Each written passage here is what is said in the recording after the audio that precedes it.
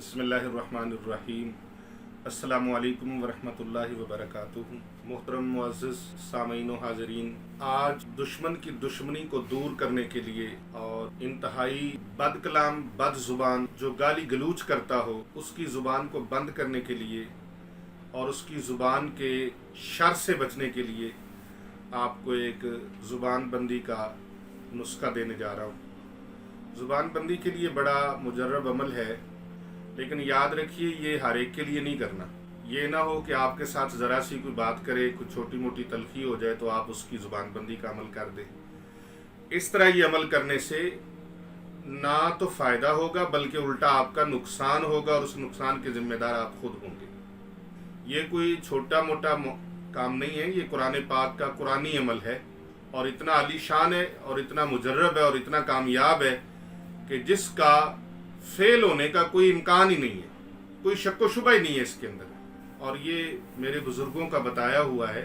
हज़रत सैयदी व मुर्शदी हुज्जतुल इस्लाम आफ्ताब विलायत डॉक्टर मुफ्ती पीर मोहम्मद आबिद हुसैन रिजवी सैफी रहमतुल्लाह अलैह आप फरमाते थे, कोई दीन का नुकसान करने वाला बंदा हो, मुसलमानों को नुकसान पहुंचाने वाला हो, जो जान और माल का नुकसान पहुंचा रहा हो और सर से पानी गुजर रहा हो, तो फिर अपनी जान को भी अंदेशा हो, इज्जत का भी बर्बाद होने का अंदेशा हो, यानी कि इंतहाई नागुज़ीर वजूहात की बिना पर जाकर ये आखिरी हल है, आखिरी अमल है कि फिर आप जाके ऐसे दुश्मन की सरकोबी के लिए, उसकी ज़ुबान बंदी के लिए ये अमल किया जाए।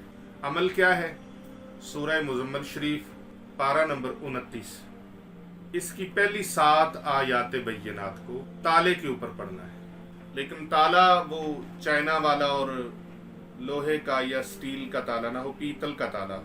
तो उस पीतल के ताले के ऊपर उसको खोला जाए तो उस ताले के ऊपर ताला कुछ भी नहीं है। ये भी ज़हन में रखिए कि ताला कुछ नहीं है, ताले की अपनी कोई ताकत और तासीर नहीं है, बस ये बुजुर्गों का एक टारगेट है, एक बताया हुआ तरीका है। तो उस ताले के ऊपर आपने 7 आयात मुबारका जो पहली हैं, या अय्युहल मुज़म्मिल कुमिल लैला इल्ला कलीला निस्फहु अव इनकुस मिन्हु कलीला औ ज़िद अलैहि वरत्तिलिल क़ुरआन तरतीला इन्ना सनुल्की अलैका क़ौलन सक़ीला इन्ना नाशिअतल लैलि हिया अशद्दु वतअन व अक़वमु क़ीला इन्ना लका फ़िन्नहारि सबहन तवीला। ये सबहन तवीला तक 7 आयात बनती हैं।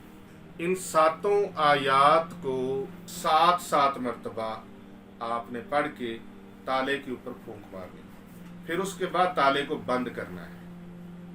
जब ताले को बंद करें तो तसव्वुर करें कि या अल्लाह पाक, इस दुश्मन की ज़ुबान को मेरे खिलाफ जो ये गालम गलूच कर रहा है और जो बेहूदगी कर रहा है और जो फहाशी बक रहा है, इसकी ज़ुबान को इस तरह बंद कर दे जिस तरह ये ताला बंद हो गया है उसकी ज़ुबान बंदी के लिए। ये फिर बता दूं कि ताला महज एक टारगेट है, एक ज़ाहरी तौर पर है। असल इसकी ताकत वो ताला बंदी की, इस ताले को बंद करने से नहीं है, बल्कि असल ताकत जो है वो अल्लाह के कलाम की ताकत है। तो अल्लाह तबारक व तआला की ज़ात पर भरोसा कामिल रखना है, यकीन कामिल के साथ ये करें। इंशाअल्लाह ताला जो दीन दुनिया का नुकसान आपका करना चाह रहा है, जो मुसलमानों को बेजा तकालीफ दे रहा है, उस बंदे की ज़ुबान बंदी के लिए आप इस अमल को करें। इंशाअल्लाह ताला वो दुश्मन आपके सामने चुप साध जाएगा, उसकी ज़ुबान बंद हो जाएगी। और इस अमल को 8 दिन मुतवातर रखें। 7 मरतबा इन 7 आयात को पढ़ें, फूंक मारें, फिर बंद कर दें, फिर ताले को खोलें, फिर 7 मरतबा 7 आयात को पढ़ें, फिर ताले को बंद करें, फिर तीसरी बार। इस तरह 7 बार आपने करना है तो एकदम मुकम्मल हो जाएगा।